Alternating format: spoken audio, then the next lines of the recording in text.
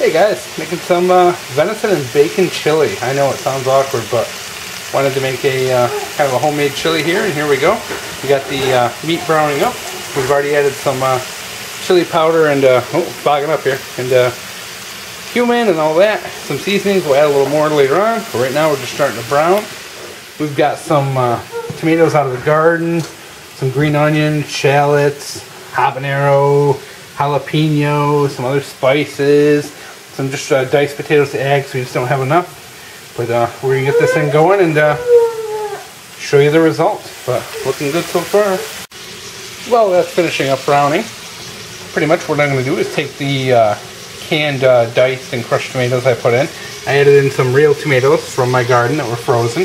Just sliced them up, quartered them up, put them in, put some green onions and my peppers in there and everything like that. We're just going to mix that all together in the crock pot, set it on high, and in a minute I'm going to add the meat, season, and it's as simple as that, guys. Just brown your meat, get your sauce, add your ingredients, and let it sit for 6, 8, 10, 12 hours. And I didn't mention earlier, the bacon helps because venison is very lean.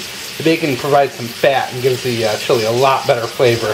So I usually add either some ground pork or bacon whenever I'm using venison.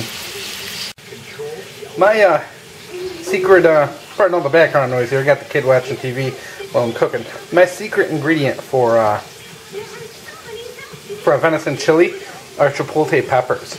And if you can't get them fresh or whatever, one of the easiest ways is to get them in the foreign food section of your local grocery store. And basically what you're going to get are jalapeno peppers that are smoked, which is a chipotle.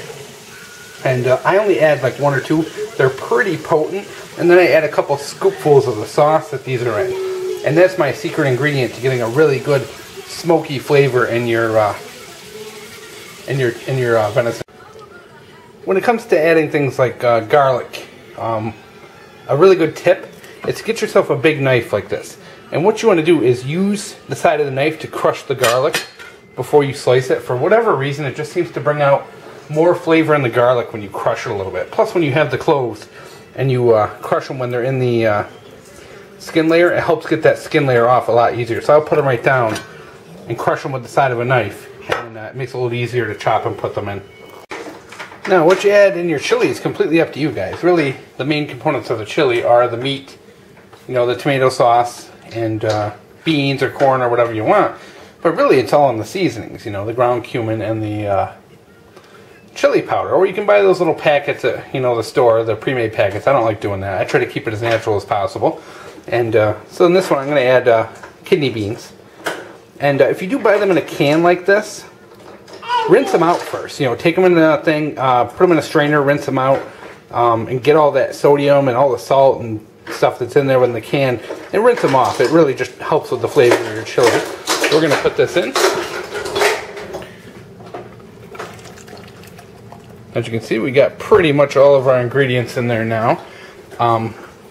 What I like to do, if I can find, which I can't, improvise here. Now we have everything in here, we're going to stir this kind of all up, and it's still in the process of warming up. Lots of times it will take a crock pot a good hour or so to get really, really warm. So what I'm going to do is I'm going to come back in an hour and check the flavor. And then from there, what I'll do is every hour I'll check this and decide if I'm going to add any flavorings or anything like that, depending on how it turns out and what I like. And guys, one of the things I really do avoid is putting in things like Frank's Red Hot or hot sauces into your chili.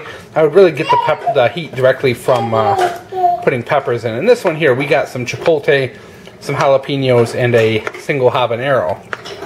So I prefer to do it that way. It just comes out a lot better. The more kind of natural ingredients, and the jalapenos, habaneros, shallots, green onions, and venison, those are all things that I got myself, either hunted or came out of the garden. The only thing that's really not is the kidney beans and the cans of the tomato sauce. So pretty much a very natural, almost organic meal. And one more thing I do guys, with venison, as you can see, I do big chunks of venison. It really shrinks down, especially if you're going to do a long cook. If you're going to cook this 8, 10, 12 hours, the venison will shrink down quite a bit and start to fall apart. So I start with bigger chunks. That way it, because sometimes if you cut really tiny chunks, by the end you can't even see the venison, and I like that confirmation that's in there. I like running into big chunks of venison, but that's just me.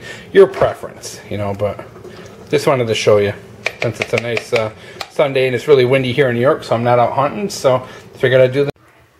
Alright, so it's been an hour. Let's take a look. We got a nice looking chili going here. And typically what I do after the first hour is I give it a good stir and then taste it and then decide what I want to do with it from there. After the first hour, usually the flavors start to blend together pretty good and the sauces start to break down and all that. So it's a good time. Just remember, it's going to get hotter the more you cook it. So don't go after an hour and add a ton more heat and then, get surprised 6, 7, 8 hours later when it's scalding. So what I do is I'm going to taste it, and if I need be, I'll add more like, chili powder, or ground cumin, or anything else, maybe black pepper, crushed red pepper, anything that strikes my fancy. I'll kind of go along, and I'll do this probably 2 or 3 times throughout the cook, which is good. And so that's it, guys. I mean, I don't think there's any more reason to make any more video. It's that simple. And you can make it really good. And like I told you guys, you see how the meat's already shrunk up quite a bit. The chunks are not as big, but they're not falling apart yet either. They're a couple more hours, they will just start falling to pieces when you pick them up. But not a bad looking chili at all. That easy, that quick. Mostly natural ingredients. Hope you guys enjoyed.